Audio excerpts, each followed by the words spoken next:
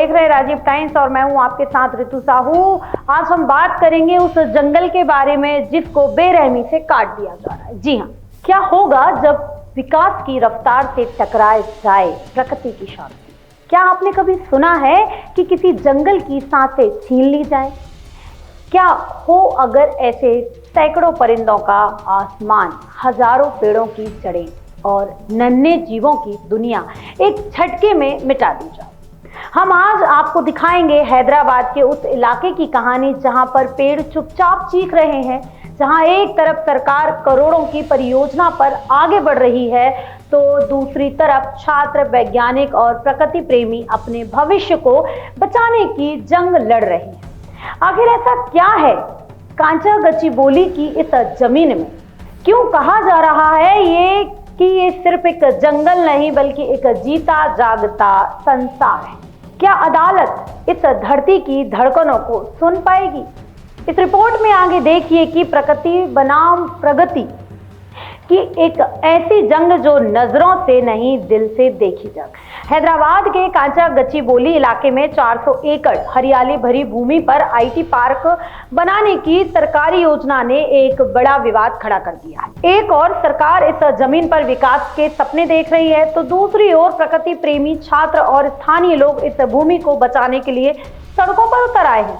उनके लिए यह सिर्फ जमीन नहीं बल्कि सैकड़ों जीव जंतुओं और पेड़ों का घर है, एक ऐसा जंगल जिसकी हर सांस में जीवन धड़कता है। सरफरोशी की तमन्ना अब हमारे दिल में है।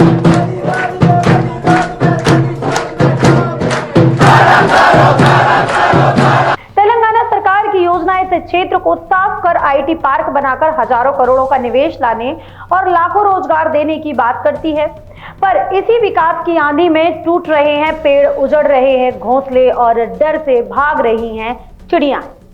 अब तक 17,700 में से 10,000 से ज्यादा पेड़ काटे जा चुके हैं। जिन पेड़ों पर कभी मोर नाचा करते थे, उल्लू रातों में जागते थे, गिलहरियां खेला करती थी, अब वहां सिर्फ उजाड़ और खामोशी है। इस इलाके में 734 तरह के फूलों वाले पौधे हैं, 220 से ज्यादा पक्षी हैं, 10 स्तनधारी और 5 सरीसृप प्रजातियां रहती हैं। इनमें भारतीय मोर और भारतीय उल्लू जैसे संरक्षित जीव भी शामिल हैं।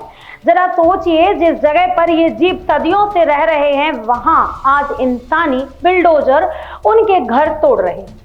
क्या हमारे विकास की कीमत किसी की दुनिया उजाड़ सकती है? यह भूमि पहले एक निजी कंपनी को खेल मैदान बनाने के लिए दी गई थी, लेकिन कानूनी लड़ाई के बाद सरकार ने इसे वापस ले लिया। अब सरकार इसे आईटी हब में बदलना चाहती है, लेकिन छात्रों, पर्यावरण कार्यकर्ताओं और सेवानिवृत्त वैज्ञानिकों ने विरोध जताया। उन्होंने अदालत का दरवाजा खटखटाया और फिलहाल उच्च न्यायालय और सर्वोच्च न्यायालय में पेड़ की कटाई पर रोक लगा दी। साथ ही पर्यावरण मंत्रालय ने भी इस मामले पर रिपोर्ट मांगी है। जब पेड़ गिरते हैं तो सिर्फ लकड़ी नहीं टूटती, टूटता है विश्वास, उजड़ती है उम्मीदें। कई प्रदर्शनकारी छात्र फूट फूट कर रोते बिलखते नजर आ रहे हैं। उस जंगल को बचपन से जीवित देखा, उनका कहना है ये सिर्फ पेड़ नहीं, हमारे बचपन की यादें हैं, हमारी सांसें हैं। हम विकास के खिलाफ नहीं, लेकिन क्या विकास का रास्ता प्रकृति को कुचलते हुए निकलेगा? प्रदर्शन को रोकने के लिए पुलिस ने बल प्रयोग भी किया। छात्र, महिलाएं और बुजुर्ग हाथों में पौधे लेकर खड़े हैं, लेकिन मशीनें उनकी भावनाओं को कुचलती रही। कांचा गच्चीबोली का यह संघर्ष सिर्फ हैदराबाद की कहानी नहीं है, यह हर उस शहर की कहानी है जो विकास की दौड़ में अपने जंगल, अपने जानवर, अपने पानी और हवा को खो रहा है। अब देखना यह है कि अदालत इस मामले में क्या फैसला लेती है। क्या जंगल बचेगा या मशीनें जीतेंगी? इस पर एक बात तो तय है कि इस जमीन पर सिर्फ पेड़ नहीं कट रहे, यहाँ प्रकृति का भविष्य भी दांव पर लगा है। आपने ये खबर देखी, आपको ये कैसी लगी हमें कमेंट करके जरूर बताएं। अगर आपने चैनल को सब्सक्राइब नहीं किया है तो कृपया सब्सक्राइब करें, बेल आइकन को दबाएं। मुझे यानी ऋतु को दीजिए इजाजत। आप बने रहिए राजीव टाइम्स के साथ। नमस्कार।